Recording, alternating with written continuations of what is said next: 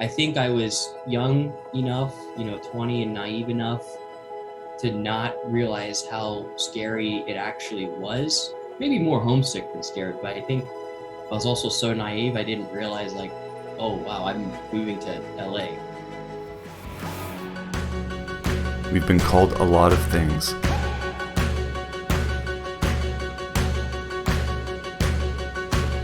And we're inspired by everything around us, including each other. The individuals that have inspired me the most create beauty and positive change. To me, that's the highest form of art, and it deserves the loudest praise. This is Shoutout, the art of self-expression. On this episode of Shoutout, the VES award-winning lighting artist and Disney Animation look development supervisor that was part of the Golden Globe and Academy Award-winning team that brought you such hits as Tangled, Frozen, Wreck-It Ralph, and Raya the Last Dragon, Lance Summers. For me, it was there's this whole world that someone created that doesn't exist. I mean, it's, I want to do that. The story drives the art and everything else and technology, and for as long as they can, they're gonna keep adjusting the story, which will then keep adjusting what happens in a particular event on the film, which affects everything, the characters, the environment. So you're always kind of trying to keep up with whatever the story needs are, and then me putting it into practice, it's like I would learn these lessons over and over and then just reapply them. Welcome to the show, Lance Summers. Hey, thanks for having me. Thanks for being here, man. I really appreciate it. Obviously, we go way back. We went to school together, but if you could kind of just intro yourself and let everyone know who you are and what you do. Oh, yeah. As you know, we went to school, Full Sail University. We started together back in 2006. We graduated 2008. I guess after graduation 2008, I went out, looking for a job in computer graphics, primarily like shading and lighting. And so I applied everywhere. Eventually it was 6 months later, I got some bites. I was very lucky in the fact that like I had an interview over the phone with like Blue Sky Studios. I had an in-person interview where they flew me out to Pixar. That was really fun. Didn't get those interviews though, but that's all right. I was a little bummed about that. And then finally it was like January, Bolt was released, and I realized I had forgotten to apply at Disney Animation. So I sent my stuff in like a brown envelope, just like packed it full. This is like kind of before they do all the whole digital upload. This is like 2009, so right on the cusp of it. Sent it in. 2 weeks later, I get a call. I think it was like a Friday, and they were kind of just testing the waters. They said, hey, you made it to like one of the final rounds here, for the talent development program, which is, for like trainees, very new people in the industry. It gives them an opportunity to join a studio like Disney. And so I was like, well, that sounds great. Monday morning come around, they called me, hey, can you start next Monday? And so, of course. So that's when, the whole everything happened after that. It was kind of a blur. I flew out. You helped me out. You helped me move in, actually. You remember that? And then, I do. yes, I do. Literally flew out with like a like just luggage, like a backpack, and you picked me up and took me to go get like I needed a futon, something to sleep on, like a TV. So you helped me get all that. So I had no car, and I was 20 years old at the time too. So it's just such crazy like thing to happen. And so then started working there, went through the talent development program. That was about 6 months, and then started on Tangled. And I worked as an apprentice, worked my way up to assistant, then to full on look dev artist at Disney Animation, then went from Tangled to I did a little bit of prep and landing too for the TV special in between Tangled, and then worked a little bit on as a stereoscopic artist for Lion King 3D, then went to Wreck-It Ralph as look dev artist. After that went to Frozen, and Frozen was special for me because I started out as an artist. This is when I started getting interested in like, what's it like to like, do a little bit more on a show, like maybe like as a supervisor, what does that mean? What do they do? So I started getting interested in that. I think they noticed because eventually, came a point in time where they could use my help as lead. So they actually gave me a lead position on the show. And that was cool on Frozen. Got to work on like the Ice Palace and all that stuff. Amazing time. We got like a VES award for it. I'm like thinking this is fantastic. And I'm still fairly young at that point too, which is like it all happened very quickly. After that, to speed it up, it's been a blur. I think what was after that? Big Hero 6, worked on that for a bit. Then got an actual environment look spot on Zootopia.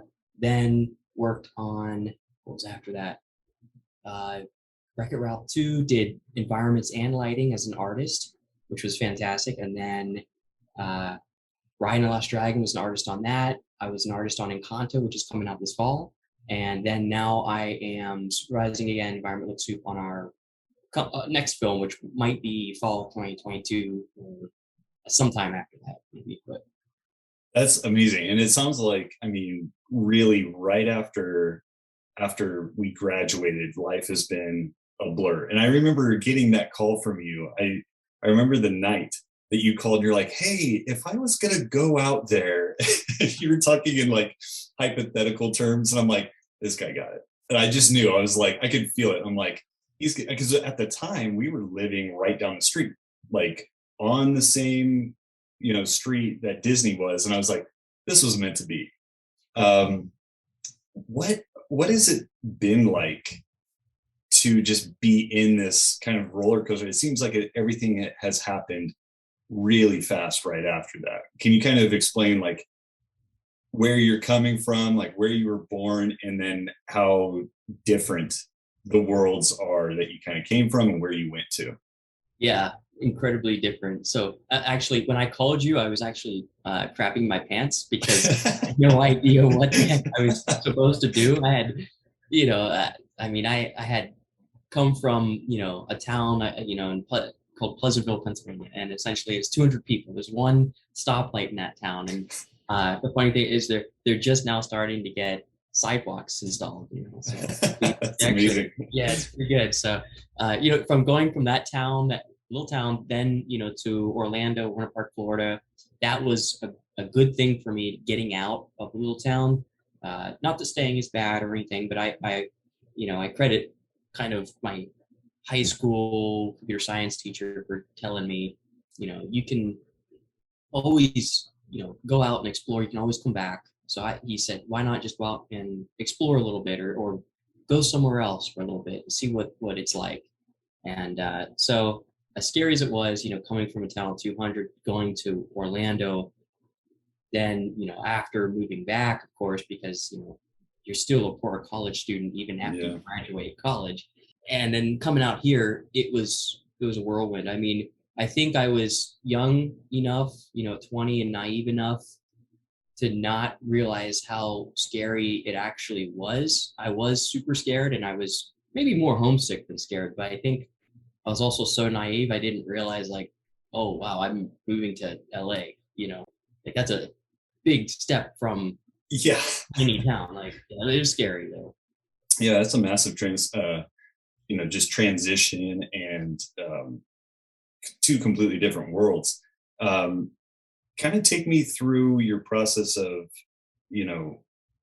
going from like high school and making the decision to really focus in on computer animation, because that just seems like, what were you doing at that time that really made you think like, I'm going to do this? It's a big leap. That was a huge investment in, really for a lot of people, it's a gamble. So what made you believe that like, I'm going to do this and I'm going all in? Yeah, it is tough. And I think, a lot of students go into it not understanding full breadth of what's required for doing a degree or getting into, a career that is art, art based, I guess, or, creatively based. And it's super challenging. And back in high school, even in middle school, I would say, starting to get into like computer graphics and what it's like, technically speaking, to create visual effects in a movie or a video game per se. and then trying to figure out how those things are made, because it's just like, for me, it was, there's this whole world that someone created that doesn't exist, but yet you can see it. And that was like, oh, wow. I mean, it's, I want to do that. And so that's when I started getting into, computer graphics, and, started taking like simple things like Photoshop classes and things like that. And, understanding the technology behind it and a little bit of the art, also realizing, I think I hit a spot in high school where I realized that, I better work on the art aspect, just because like I don't think I'm that good at art. So I really need to work on it. And so that's when I started taking art classes outside of school too. I went to my art teacher. He, had art classes, I think once a week, and it was like $3 an hour. So I could go there, teach me how to paint and draw, and teach me like some fundamentals of color theory and, design language and appeal and things like that. That was really necessary. And I could have used years and years more of that before even going to college. I definitely could have used that. Yeah. And I'm sure, I mean, every single artist, the path, it's never done, and you never feel like you're ready, but those challenges, those opportunities come at you, and it's like, roll up your sleeves, let's do the best we can. And it was funny getting that call when I was already out in Burbank, and knowing, I'm like, oh, of course. And something you had said earlier, you said, I was lucky to get Blue Sky and, an interview with Pixar. Everybody in your class knows luck had nothing to do with it. You were working your tail off. And I specifically remember there was a moment where you posted, it was an image of 3 light bulbs. And, I remember somebody saying like, oh, so now instructors are posting their stuff to the student board. I was like, who did that? Lance Summers. And I'm like, really? Because up to that point, it's like, obviously we knew each other, but we had classes like, it was like the intro to psychology, just like these like bare minimum, like you have to like do these classes, but it had nothing to do really with art. And we had just started stepping into shading and lighting and object perspective and things that were more geared toward our degree. And as soon as I saw that, I was like, well, we know what that guy's doing, and it was really impressive. That, it seemed like you went into a like metamorphosis. What was kind of behind that change? Because it really did seem like night and day. One day we're doing this level work, and then bam, you started hitting it hard. Was there a book or any kind of influence that was going on during that time? Yeah, it was interesting because when I got there, I wasn't good at all, like at computer graphics or drawing, or I wasn't up to the level, definitely not where you were, and definitely not to, like, I would say 95% of the students in my class. And it was, and this is truth though, because I remember like thinking, I don't know if I can keep up.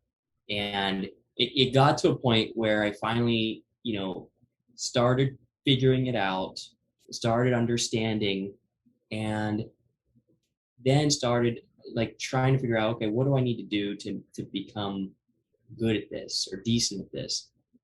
And I started looking at other artists in the industry, and I started, trying to see if I could be inspired by their demo reels, their artwork, try to do something appealing, similar, maybe even mimicking a little bit, just so I could understand, the Sure. behind it. And then also, like, that was like halfway through school or something like that, where I was just starting to like have it click, because we were putting in a lot of hours, and I was putting in a lot of hours too to help understand it. And that's what it took, was like the hard work. And then really towards the end of the degree program, it came down to like mentors, I think. Like, for example, Sean Reinhardt was our course director at the end. And, like, he helped me out immensely. He would sit down and share with me things that he learned, in art school. He's got like a master's, and things that took him years to understand, he would tell me to do it, and that's what would help me, my image or whatever I'm trying to render look better. And then just by him telling me to do it and then me putting it into practice, it's like I would learn these lessons over and over and then just reapply them in other ways. And I was like, it was all just coming together and clicking. And and I think that hard work, it's sometimes hard to get motivated to do that.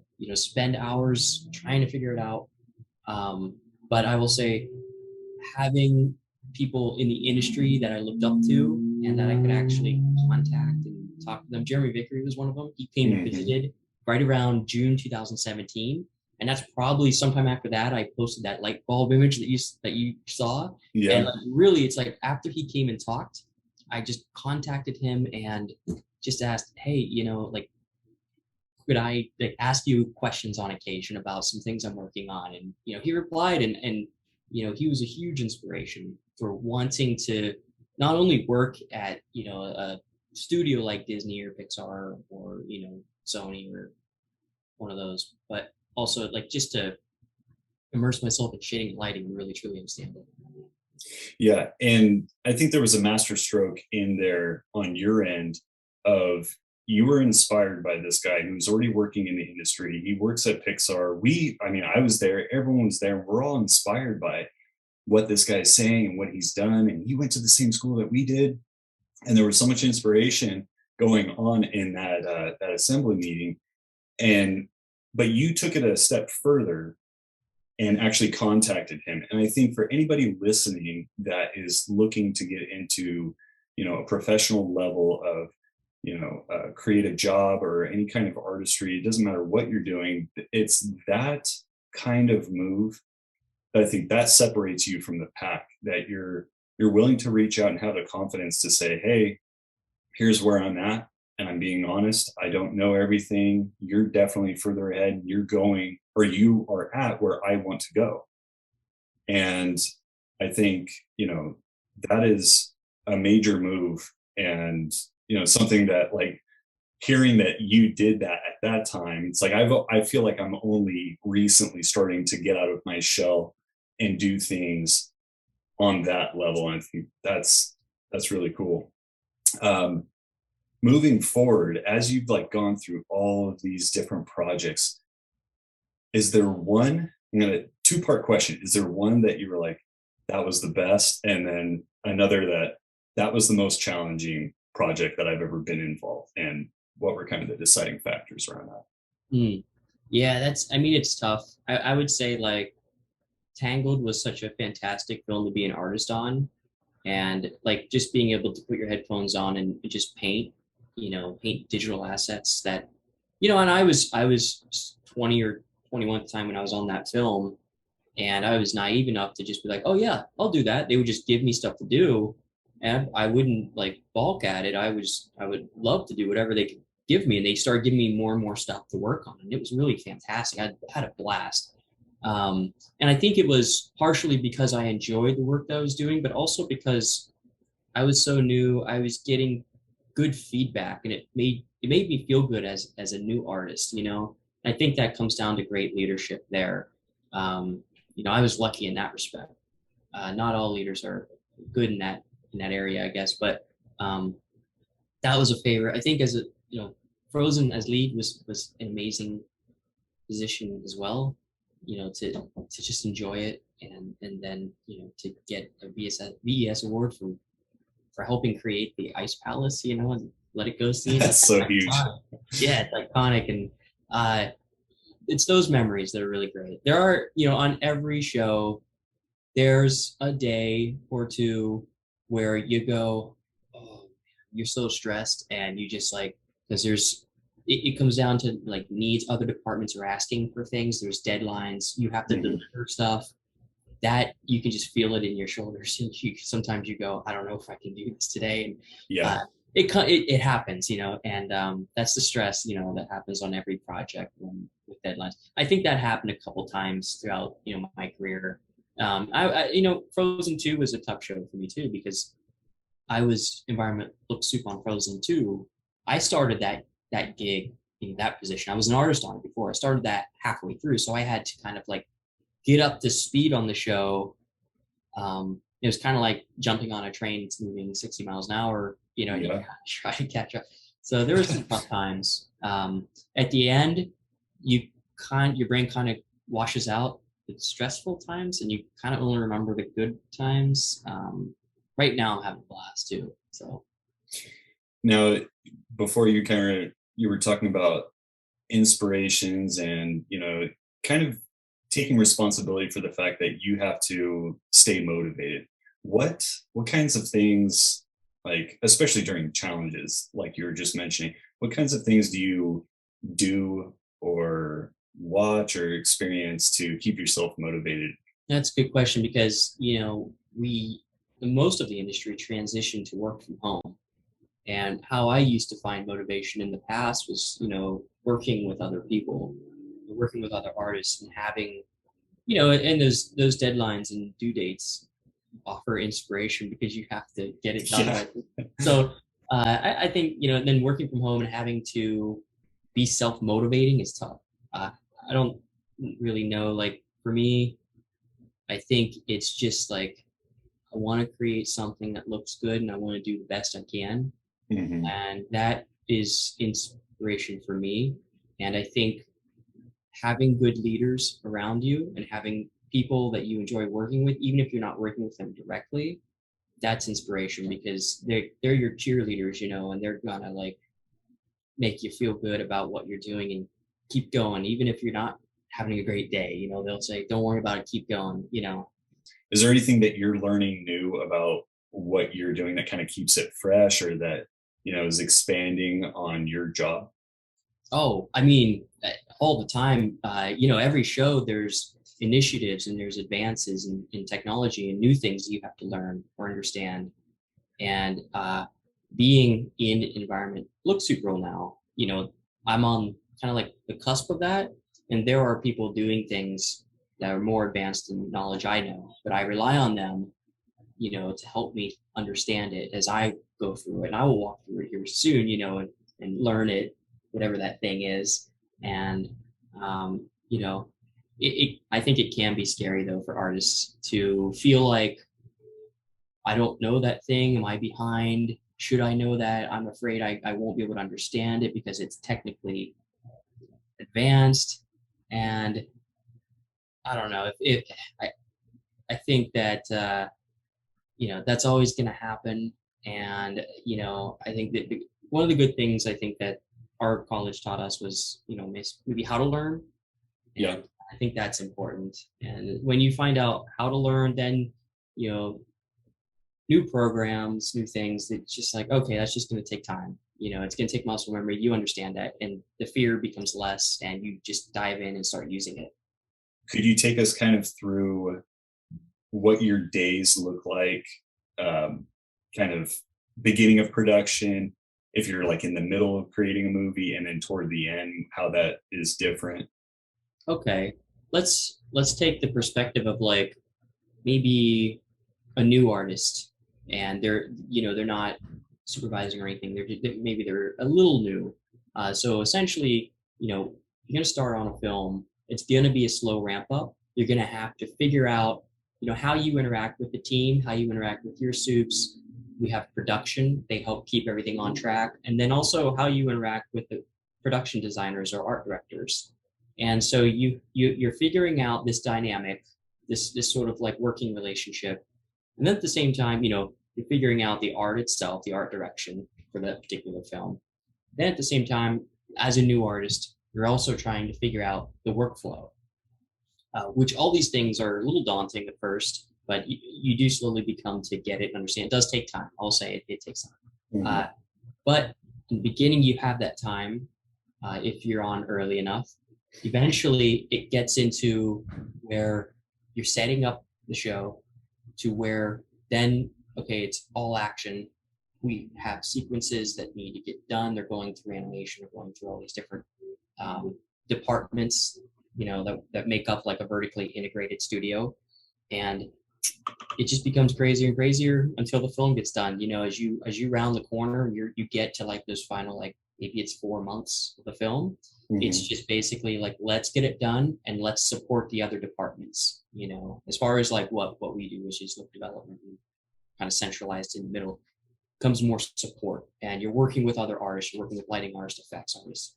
And that's a different role too. That's where you're almost in service of another department, not necessarily authoring new artwork. Oh, I mean, I've heard several different stories, nightmare stories of crunch time, you know, and we experience it in school, but I have to imagine it's a completely different ball game when you've got millions, billions of dollars on the line and it's supposed to open, you know, at this time. Does it always come down to the wire, or is it like, have you been on a production where it's like, oh, that was how it was supposed to be, and everyone's clapping and cheering how great they are? I don't know if I've ever. I guess that kind of answers that. That doesn't sound familiar at all. Well, yeah, there's never been. It always comes down to the wire because, you know, there's a solid reasoning behind it. You know, the story drives, you know, the art and everything else, and technology, and for as long as they can, they're gonna keep adjusting the story, which will then keep adjusting what happens in a particular event on the film, which affects everything, the characters, the environment. So you're always kind of trying to keep up with whatever the story needs are. And, you know, it's tough to iron out a full story because, you know, you need the storyboards, you need to actually visually see it, you need to get notes from the audience. And by the time you get to that point, you're already pretty far into production. Then you start getting more notes from maybe external audiences or test screenings or stuff. And so you're gonna get those notes. It's just gonna happen. It's always just gonna be down to the wire. And if it's not, it might not be as great of a film as what it could have been. You know, it's kind of my opinion, because if you're not willing to make those changes, and although one day I would like to see a film just be absolutely perfect and then production starts on it. That would be an interesting time. Yeah. And it makes me wonder, like, does that actually happen? Because you've worked on, these are iconic movies that are going to be around forever. And I think like the quality that Disney has put out in like the past 10, 15 years, it's like every single time you can just count on it. And every story that I've heard about a great movie, you hear that. Like James Cameron, hearing about what he went through on Aliens, and at the very end, like he's telling his composer, hey, I don't want it like this, because now that I've seen the dailies for what we shot today, it needs to be more like this. And that guy's pulling his hair out. He's like, we have like a week or two to do that. I can't do this. He's like, you're going to have to do it. And it's like, that movie came out and he's like, I'm never working with James Cameron again. But then he gets nominated for an Oscar. He wins. It's the greatest music, you know, piece of music that guy, you know, arguably has ever made. And he's like, well, you know, it comes down to that. It's a pressure cooker. Yeah. Okay. So if you were going to go back in time to before you went into school, what advice would you give yourself? Yeah. Go back in time and not know what's going to happen. Right. No. No. Go. Okay. So yeah. It's like if I could talk to my younger self. All right. Yeah. Well, let's see here. You know, I think before starting college, you know, I am thankful that I did the art classes and things like that outside. I am thankful that I took certain courses in high school, you know, physics, things like that, math, just because what we do is half math, half art. You know, the only thing I think is like, just try to prepare as much as possible. There's things you can do to prepare. There's networking you can do. You can look up forums. Today, you know, you can go on YouTube and start learning now ahead of time. Back, you know, when I was in high school, 2006, there weren't so many tutorials online. Like I couldn't find any about like shading and lighting or model something. So I would say you can prepare a lot in that respect of like just like understanding technology ahead of time. That way, when you get to college, you're not fumbling. You're more focused on the art, not fumbling with the buttons that you need to push, because that doesn't matter to me. Oh my gosh. Yeah, that's great advice. I mean, I might have one more thing I would do. I think understanding the industry more. I think that I could have done that in respect of like, look at the credits, look at the departments, look up those people, like on LinkedIn, or look at their art on I don't know, website of some sort, and then maybe an art or something, and then just see what they do specifically for a place that does feature animation or visual effects or a game studio, because you can like figure out, oh wow, I didn't even know these sort of departments or jobs even existed. Sure. You have shader developers, or if you're more technically inclined, or you could, if you're just into painting, just texture painters, it's a broad swath of things that the industry has to offer. For me personally, what I do fits me perfectly because I enjoy the technical aspect, a light technical aspect. I'm not a coder or anything, and I also enjoy like the sort of materials and procedurals and things. Yeah. Is there anyone that you would like to throw a shout out to before we wrap it up here? Phil Ellering for helping me move out. I think like, I had a high school teacher, John Morbitzer. He was my computer science teacher. He's the one who gave me the advice to like, hey, he got me interested in computer science and coding and interested in all this sort of stuff. And then he also gave me the advice of like, yeah, it's okay if you leave town, you're going to be homesick. You're going to miss your family. You're going to miss all this stuff, but you can always return. It's not a big deal. Yep, you're right. Even though I didn't end up returning, but if I did, it would have been fine. And then, we had Sean Reinhardt, phenomenal artist. He spent time. There was one morning where I think it was like 4:35 in the morning on a Sunday, or Saturday night turned into Sunday. We were in lab all night, and he comes in and he sits down next to me. He's like, okay, let's see what you got. And I was like, what are you doing here? He said, I had to get up early, because we got to get going here and doing stuff today. And I said, I figured I'd just stop by. I was in the area. And, he gave me some notes and I worked on those notes. Years later, I asked him, do you remember coming in at like 5 a.m. that one time when I was in lab? He said, yeah. Did you really, were you just there by happenstance? He's like, no, I intentionally came in to check on you. I was like, oh, that is fantastic. You know what I mean? Yeah. Like, that's a teacher. That's a mentor. Yeah. So that was really great. Thanks so much for being on the show, Lance. I really appreciate it. And I can't wait to talk again. Cool. Yeah. Thanks for having me. Shoutout is an Ellering Stories production. For more episodes, visit elleringstories.com.